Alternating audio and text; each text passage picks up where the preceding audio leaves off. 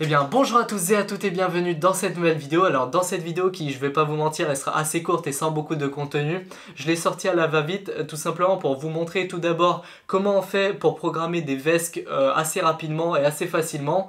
Donc ça c'est pour les gens qui m'ont contacté sur Instagram en me disant qu'ils avaient commencé la construction d'une planche électrique et je me suis rendu compte que je vous avais pas encore montré comment on fait pour les VESC et je vous l'avais promis, donc je vais vous le sortir, je vais vous le montrer maintenant. Et aussi le deuxième problème que j'ai eu avec les BMS. Donc si vous vous rappelez, le skate ne chargeait pas, les éléments n'étaient pas balancés et ça c'était une mauvaise chose. Donc je vais vous montrer comment j'ai résolu le problème et c'est tout simplement grâce à un abonné. Donc je vous ai mis le lien de sa chaîne dans la description. Il fait des vidéos sur des skates électriques, sur des trottinettes électriques. Il est bien plus calé que moi sur le sujet, c'est d'ailleurs pour ça qu'il m'a aidé. Donc je vous mets tous ces trucs dans la description, comme ça vous pourrez checker sa chaîne, vous pourrez lui poser des questions parce qu'il s'y connaît. Et bon bref, voilà, donc le problème des batteries, le bus qui est le connecteur qui va relier les deux vestes ensemble, je vais aussi vous montrer comment je le fais à la va-vite, et quelques tout petits tests à la fin qui seront pas en vitesse maximale, en fait on sera à la moitié de la vitesse, vous allez voir, parce que tout simplement il faut de l'équilibre et de la maîtrise et je suis pas du tout skater ni rien, du coup je peux pas aller très vite et surtout que c'est une rue avec des voitures et tout, parce que étant donné que c'est l'hiver, les lipos aiment pas trop le froid, j'ai pas envie de pousser j'ai pas envie de pousser la planche à fond par cette saison, et puis il n'y a pas moyen de faire des vidéos stylées, il fait froid, c'est chiant. Je vous ferai tout ça au printemps pour faire des tests sur piste, et d'ailleurs j'inviterai des abonnés skaters tester le skate tout simplement, et donc on passe tout de suite à la construction. Voilà, alors le premier problème que j'ai dû corriger, eh bien comme je vous l'ai dit dans la dernière vidéo, eh bien c'est les batteries, parce que je vous ai dit que les batteries elles refusaient de se charger. En fait j'ai mis un BMS pour faciliter la charge, et les batteries en fait elle refusait de charger parce qu'un élément atteignait 4,20 volts. Et en fait ce qu'un abonné qui a d'ailleurs aussi une chaîne YouTube qui s'appelle Tuto Bricolage, je vous mets bien évidemment le lien de sa chaîne YouTube dans la description, et bien il m'a aidé dans un commentaire parce qu'il m'a dit: ce BMS ne balance pas les éléments, il coupe la charge dès qu'un élément atteint 4,20 volts. Donc s'il y a une trop grande différence de tension entre deux éléments, et bien le BMS ne fait pas son travail. Donc ce que j'ai fait, c'est que j'ai raccordé ici en fait une prise de balance, j'ai raccordé directement sur le BMS, et donc j'ai chargé en fait ces batteries, j'ai chargé avec l'IMAX D6. Donc cet appareil, si vous connaissez pas, ça sert justement à charger de façon balancée chaque élément. Et donc maintenant tous mes éléments sont à peu près 4,20 volts. Donc tous mes éléments sont à peu près au même niveau. Et maintenant je mets un dernier petit coup de charge à travers le BMS en fait. Donc ça c'est plus relié à rien. Ça j'ai fait pendant la nuit, ça a pris à peu près 7 heures à balancer les éléments, parce qu'il y avait une différence de genre 0,3 volts entre les éléments. Voilà, donc ça, cette prise là, j'en ai plus besoin, je la laisse ici au cas où j'en ai besoin un jour. Mais en tout cas, j'ai acheté sur Banggood un chargeur réglable. Donc là, je l'ai mis sur 20,3 volts. En fait, c'est 21 volts ici, mais c'est juste que l'afficheur est pas très précis. Donc la tension, je l'ai réglé au voltmètre, et 21 volts correspond à 21,3. Voilà, donc j'ai mis ça, je lui ai raccordé un XT60 et je l'ai branché au port de charge. Et donc normalement maintenant, alors 20,8 volts, presque chargé, 4,11, 4,18, 4,18, 4,16, 4,18. Bon bah voilà, je peux dire qu'à peu près tous mes éléments sont chargés. Cet afficheur n'est pas très précis, 0, comme vous pouvez le voir, c'est le même type d'afficheur qu'il y a là, c'est pas très précis. Donc 4,18 ça veut dire 4,20, c'est chargé normalement. Celui à 4,11 il m'emmerde un peu parce qu'il est un petit peu bas, mais je pense que avec quelques imprécisions près il doit être vers 4,15 et c'est correct. Voilà, donc là je crois que cette LED indique que le BMS est en train de charger l'élément, un seul élément. Bon, je laisse encore charger un petit peu. Voilà, j'espère avoir corrigé le problème et on passe au problème suivant. Et deuxième chose que je devais faire, c'est que je devais mettre en parallèle ces deux vestes, dont les synchroniser à l'aide d'un câble qui fait passer le signal de l'un à l'autre, qui s'appelle le CAN bus. Donc là on a un petit câble qui va à peu près correspondre. Donc il va falloir relier ces deux ports ensemble à l'aide d'un câble. Donc ce câble je l'ai récupéré dans des lecteurs, des espèces de lecteurs DVD, des trucs comme ça. Tu as toujours un petit câble comme ça qui est relié sur les cartes. Donc j'ai pris ce câble, mais comme vous pouvez le voir, ici on a 4 pins et là on en a bien plus, donc va falloir le couper. Donc ce qu'on va faire, c'est qu'on va prendre un cutter et puis on va sélectionner parmi ces 3 fils, on va en sélectionner seulement 2 parce que les autres ne servent, en fait ils servent à du plus 5 volts et du moins 5 volts, mais ça sert à rien. Nous tout ce qu'on veut c'est le signal. Donc on va prendre 2 petits fils parmi les 4. Voilà, donc j'ai pris 2 petits fils. On va enlever le truc qui est en trop ici, le petit bout de plastique. Donc il faut qu'il soit dans le même sens, donc pas torsadé. Donc ça, je vais mettre ça dans ce sens-là. Donc là, on a 4 fils et il faut relier juste les 2 qui sont au milieu. Donc 2 sur 4 et ceux qui sont au milieu.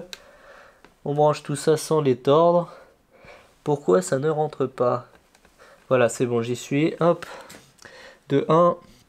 Donc là, ne les torsadez pas. Est-ce qu'ils sont dans le même sens? Oui, j'espère. Yes, parfait.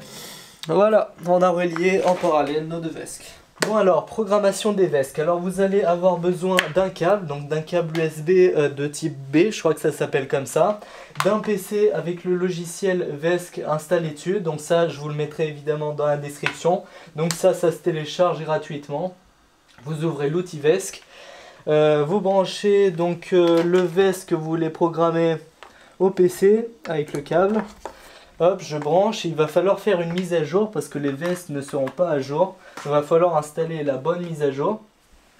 Donc dès que j'ai branché, j'allume. Normalement ça devrait... Voilà, donc le PC a bipé, ça veut dire que le VESC a été reconnu. Bon, ça on s'en fiche je crois. On attend que ça charge le driver. Voilà. Maintenant, on va faire Connect. Et là, le message qui est indiqué veut dire que le firmware du VESC est trop ancien, donc il va falloir le mettre à jour. Donc vous faites OK. Maintenant, on va aller dans Firmware. Ici, en fait, normalement, je suis censé en avoir plein, mais là, j'ai pas trop le choix. En fait, j'ai que celui-là, 4.10, 4.11 et 4.12. Donc ça, c'est la version ça correspond en fait aux vestes que j'ai. Donc, si vous achetez les mêmes vestes que moi, que je vous ai mis dans la description, vous aurez juste à cliquer là-dessus, et faire, je crois, c'est ça. Ouais, Update Firmware on the Connected VESC. Donc là, ça veut dire qu'en gros, si vous mettez un mauvais firmware, vous cramez votre VESC. Mais étant donné que vous avez les mêmes vestes que moi et le même logiciel que moi avec ça dessus, normalement, tout devrait aller convenablement. Voilà, vous attendez que ça charge, ça copie les trucs. Voilà, là vous allez avoir une serial port error parce que le VESC s'est déconnecté, mais ça c'est pas très grave. Voilà, donc on a connecté le VESC et maintenant on va aller dans Motor Setup Wizard. Donc en gros, on va paramétrer le VESC côté moteur. Donc là on fait Next, on fait Yes, BDLC. Donc là c'est le mode du moteur. Pour l'instant moi j'ai un moteur qui n'a pas de capteur Hall, donc du coup je vais le mettre en mode BLDC. Donc c'est le seul mode que je peux utiliser, mais si jamais vous avez des capteurs, vous mettez en mode FOC, vous programmez un petit peu différemment. Il y a un petit peu plus d'étapes, mais c'est pas du tout compliqué. Vous faites Next. Donc là on va attribuer les limites de courant pour le moteur. Donc le moteur current max, bon ces moteurs ils assument pas mal d'ampères, donc on peut laisser 60. Perso je vais mettre allez 55, on va être gentil, on va lui mettre 55 ampères max. Ouais non, tu sais quoi, même 50 ça sera largement suffisant. Moteur current max with break, allez on va mettre pareil, moins 50, on met du moins 50 partout. Maintenant la batterie current max, donc ça c'est le courant maximum que va être drainé dans la batterie. Là étant donné qu'on a des grosses batteries lipo, qui crachent en théorie énormément, donc ils peuvent aller jusqu'à plus de 100 ampères. On peut laisser à 60, mais si vous avez des lithium-ion, étant donné qu'on a 2 VESC et 2 moteurs, faut tout diviser par 2, donc faut faire gaffe sur ces limites. Donc le VESC assume au maximum 60 ampères en pic il me semble, mais bon comme je vous ai dit on va être gentil, on va mettre 50. Normalement ça dépend si vous avez des LiPo ou des Li-ion, et il faut bien regarder les caractéristiques de vos batteries pour pas trop faire le con. Batterie Current Max Regen, donc ça c'est le courant maximum de régénération qui est envoyé dans les batteries. Donc là on va mettre... alors là, je sais pas du tout comment on doit mettre cette valeur. Normalement, une batterie LiPo, ça se charge à 1C. Enfin, non, pas 1C. Si, à 1C, par exemple, si on a une batterie de 6000 mAh, on la charge à 6000 mAh. Bon, là, je sais pas, j'en ai aucune idée. Ça se trouve, c'est un courant de pic. Je mets ça à 30 ampères. Je sais pas trop. Ça sert à quoi? Read current setting. Ah ouais, bon, on s'en fiche. On fait next. Donc là, on a paramétré. Donc 50, 50, 50, 30. Ok. Il faut retenir ces valeurs parce qu'on va devoir mettre les mêmes dans le deuxième VESC. Là, maintenant, on va configurer le cut-off de la batterie. Donc à quel niveau la batterie va couper le courant. Donc là, pourquoi j'ai pas trop le choix? Là, on choisit le nombre de cellules. Donc moi, j'ai 10 cellules. Et c'est une LiPo. Pourquoi je peux pas choisir LiPo? Ça m'arrange pas du tout. Bon, c'est pas grave. On laisse lithium. Donc là, on a 10 cellules de lithium. Batterie voltage cut-off start. Donc lorsque la coupure de la batterie commence. Donc on va couper la batterie à partir de... Vas-y, on va mettre 35 volts. À 35 volts, on commence à couper la batterie. Et le cut-off end, donc quand la batterie est totalement coupée, on va mettre ça à... Ah ouais, mais c'est un peu faible, la tension nominale. Aïe, aïe, aïe, aïe. Bon, je sais pas. Pour l'instant, avant de me renseigner, je vais pas trop faire le kéké. Je vais mettre ça à 35 et je vais mettre ça à... Non, je vais mettre ça à 36 volts et ça, je vais mettre à 35. Donc à 35 volts, la batterie est totalement coupée. Comme ça, on n'a pas trop de problèmes. Voilà, apply, c'est quoi ça? Ah oui, ça donc en fait si je clique là-dessus, c'est les valeurs conseillées pour une Li-ion. Donc elle coupe à 31, ouais non, c'est beaucoup trop faible. C'est beaucoup trop faible à mon avis. Moi je mettrai pas ça, je vais mettre 35 et 34. Je vais me renseigner et puis je vais corriger ces valeurs au cas où il y aura besoin. Voilà, next. No sensor, donc là on n'a pas de capteur, donc on fait no sensor, cycle interrogator limite. Ouh là là là là, ça c'est des trucs compliqués. Donc ce qu'il va falloir faire, c'est on va cliquer ici sur Start Detection. Donc on va cliquer là-dessus, les moteurs vont commencer à faire des trucs bizarres. Ça va lire, en fait le VESC va lire les valeurs d'impédance, tous les trucs comme ça du moteur et va les appliquer. Donc là on va cliquer, voilà, ça va rotationner le moteur, donc il va commencer à twerker un peu. Voilà, ça a lu les valeurs, ça les a mises ici, on a juste à faire Apply, donc ça les applique à ce niveau-là. On fait Next, c'est tout pré-mâché et puis là c'est finish. Donc maintenant on va aller sur Input Setup Wizard, donc ça va permettre de paramétrer le signal reçu par la manette au VESC, donc l'accélération. Vous faites Next, vous faites Yes. Là, en fait, c'est vos 3 configurations possibles. Soit vous avez un seul VESC et que vous paramétrez un seul VESC ici. Soit vous en avez plusieurs. Donc ça, c'est mon cas. Moi, j'en ai 2. Donc je vais cliquer là-dessus. Donc là, on va programmer le Master VESC. Donc celui qui va donner les ordres au suivant. Donc c'est celui qui va recevoir le signal. On clique sur le truc du milieu, on fait Next, on lui donne un nom VESC ID 0, on s'en fiche.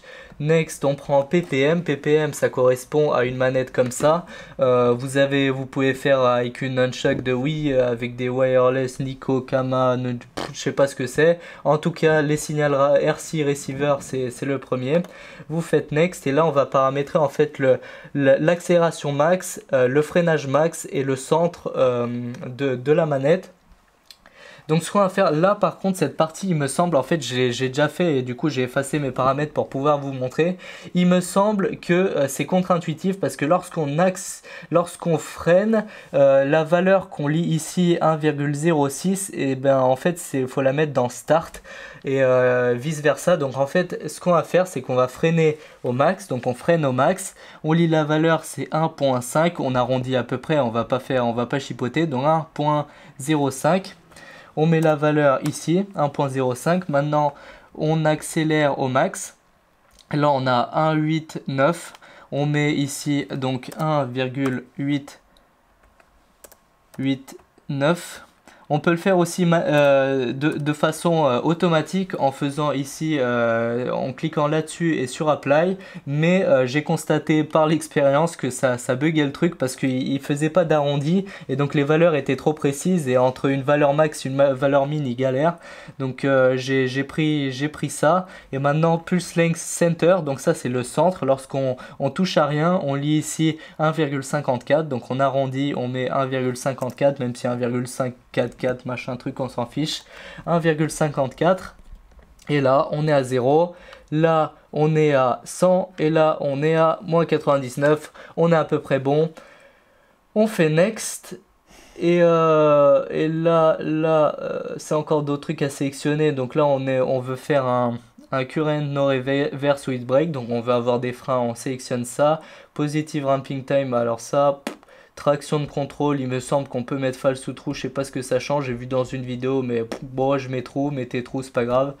Next, finish, voilà, on a fini de paramétrer notre premier VESC. Et normalement, c'est exactement ce que j'ai dit, le truc est contre-intuitif, donc lorsque le pulse length start, ça correspond au frein, donc là, comme on accélère.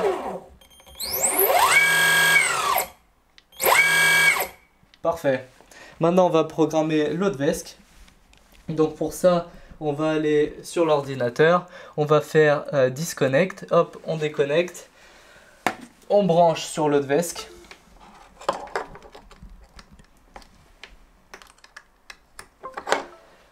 Donc les deux VESC, évidemment, il faut qu'on les mette à jour. Donc on a mis à jour les deux VESC, on fait connect. En fait, j'ai fait ça hors caméra, mais les deux sont à jour. Comme vous pouvez le voir, il y avait marqué un truc vert ici. Maintenant, on va faire le motor setup wizard. Donc pareil que tout à l'heure, je me souviens plus trop des valeurs. On va faire yes, BDLC, next, ok. Là, on a dit, je crois que c'était 50, 50, moins 50. 50 et après je crois que c'était 30. 35 j'ai mis? Ouais. Non, je suis sûr que c'était 30. Non, c'était 35. Tu crois? Ouais. Non, je mets pas des nombres comme ça moi. Mais c'est vrai. Non, non, je te crois pas. Moi je mets 30, je crois que j'avais mis 30. Non, t'avais mis 35. Mais non. Allez, next. On verra au montage qui a raison. Hein. Là maintenant on va faire la même chose que tout à l'heure. On va sélectionner 10 cellules, on va faire là, pareil, j'ai pas le choix, pourtant il y a une flèche, il me semble que la dernière fois que je l'ai fait, j'avais les choix, bon c'est bizarre, je comprends pas. Battery cut-off start, on a dit que c'était 35, et c'est là que c'était 35. C'est là que c'était 35, Michel. Là c'était 34. En soi, on peut descendre un peu en dessous, je vais m'enseigner comme je vous ai dit, je suis pas trop sûr, mais bon. Next. No sensor, ouais, no sensor. Maintenant, on va faire pareil. On va lire les configurations cette fois de l'autre moteur. Donc, on va faire ça. Ça va tourner le moteur un petit peu. Ça va lire les valeurs. Parfait. On fait apply. Ça les met là. Next, finish. Input setup wizard. Cette fois, pareil. Next, yes. On clique cette fois sur more than one VESC. I'm configuring one of the slave. Oui, parce que les deux sont reliés au CAN bus. Donc en fait, tout à l'heure on a programmé le maître, là on programme l'esclave, on clique next, on l'appelle 1, on fait finish parce que de toute façon on n'a rien besoin de faire étant donné que c'est l'autre qui va lui transmettre le signal. Et on a terminé. On a juste à faire déconnecter. Hop. Et notre taf est normalement bon. File-moi ça. Et il tourne dans le sens opposé. Ça c'est pas très grave. On a juste à inverser des fils. Donc celui-là est dans le bon sens. L'autre, on inverse les fils. Pour ça on éteint. On attend que ça s'éteigne. Hop, on permute deux trucs. Ah, et normalement, si on allume... Allez Michel, on se réveille.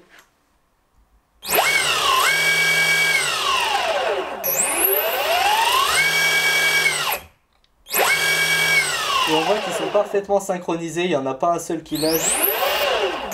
Ils sont parfaitement synchronisés. Ouais, c'est parfait, c'est parfait. Voilà, on a programmé, on a fait le taf. En 5 minutes, c'était fait. Vous suivez ma vidéo et vous allez avoir un bon skate électrique. Hop, on éteint la télécommande.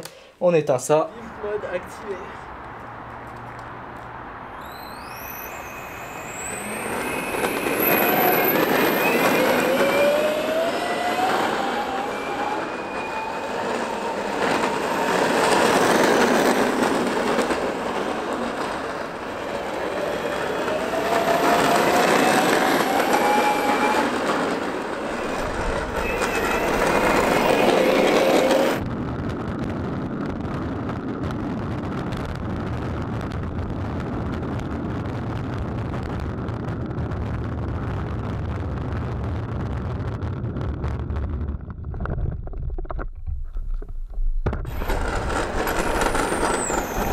Freinage progressif.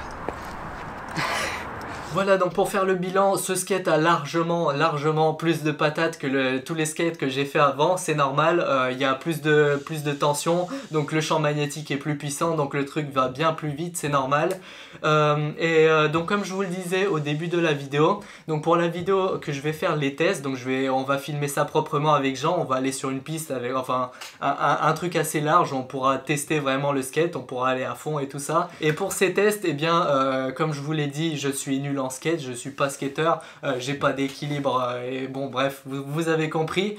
Parmi vous, je sais qu'il y en a sûrement qui font de la longboard, peut-être même ils ont des skates électriques, tout ça. Donc s'il y a des gens parmi vous qui sont sur Lyon et qui veulent apparaître dans ma vidéo, n'hésitez pas à me contacter. Si vous êtes trop nombreux, évidemment je pourrais pas tous vous prendre, mais en gros, contactez-moi sur Instagram, je vous mets le lien de mon Instagram dans la description, tout simplement parce que je suis actif sur Instagram. Au pire, vous m'envoyez des messages sur Facebook, je vous mets la page Facebook aussi, mais je l'utilise presque plus. J'arrive pas à gérer 2 réseaux sociaux à la fois, et en plus Facebook, ça commence à me faire chier. Du coup, contactez-moi, n'hésitez pas à me contacter si vous faites de la longboard, si vous avez de l'équilibre, si vous voulez aller vite, si vous avez des protections. Vous allez peut-être apparaître dans la prochaine vidéo, vous allez tester mon skate, on va aller faire du sale ensemble. Et donc voilà, c'est tout ce que j'avais à vous dire. Ah oui, je devais aussi vous dire, m'excuser pour le fait qu'il y aura pas de vidéo, pas d'autres vidéos. J'avais prévu de faire encore 2 vidéos pendant ces vacances, mais j'ai pas pu parce que j'ai pas reçu des colis. En même temps, je m'y suis pris tard aussi, mais avec les fêtes, je sais pas ce qu'ils ont eu, les colis, ils sont pas venus. Du coup, je pourrais ni faire. J'avais pour projet de faire une dry sale et pour projet de faire d'autres trucs avec de la soudure, tout ça. Les colis ne sont pas arrivés, je peux pas vous sortir cette vidéo, donc je vous ai fait cette vidéo pour vous dédommager un peu et pour aider ceux qui veulent faire une planche assez rapidement. Et donc voilà, c'est tout ce que j'avais à vous dire. Sur ce, on se retrouve très bientôt, j'ai pas envie de dire très bientôt, mais on se retrouve assez bientôt pour des nouvelles vidéos. Et j'ai médité sur le sujet du Tipeee et je vais ouvrir un Tipeee tout simplement parce que c'est la ruine. J'arrive plus, j'ai pas la thune, j'ai pas le financement pour faire les projets que je prépare. Parce que ça fait 2 ans que je vous promets, enfin, ça fait on va dire 2 ans que je vous promets des véhicules et je les fais pas. Il y a un moment, la YouTube Money, ça suffit pas, surtout que, bon bref, mon YouTube, je crois qu'il m'aime pas trop YouTube, il y a encore une vidéo qui s'est fait supprimer, enfin bref, je vais faire une vidéo, je vais vous expliquer tout ça, je vais ouvrir un Tipeee, en fait j'en ai déjà un, mais je voulais pas présenter, voilà, on se retrouve bientôt pour une nouvelle vidéo, allez, ciao.